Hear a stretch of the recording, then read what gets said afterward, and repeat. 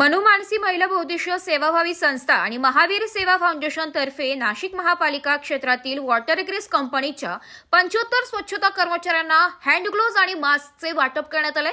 असे कर्मचारी हे स्वच्छता दूत असतात।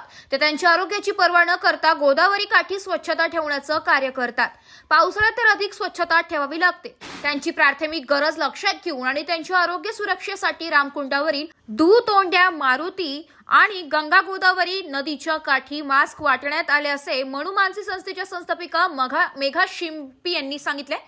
त्यांनी महापालिकेचे विभागीय स्वच्छता निरीक्षक दराडे यांचा तर महावीर सेवा फाउंडेशनचे आशिष नहार यांनी विभागीय आयुक्त हरिश्चंद्र यांचा सत्कार केलाय। सुपरवायझर नाईकवाडे यांच्यासह मान्यवर उपस्थित होते। संजय कानडे, महावीर इंटरनॅशनलचे अध्यक्ष अनिल नहार, मयूर भंडारी, कुणाल पारख, मोहित टाटिया, उपाध्यक्ष दिलीप टाटिया, मनु मानसीच्या कार्याध्यक्ष मीरा आवारे, कविता गायके, लीना गिरमे, शोभा सावंत आदी उपस्थित होते। एबी न्यूज करिता पुरुषोत्तम कांडेकर, देवळाली कॅम्प।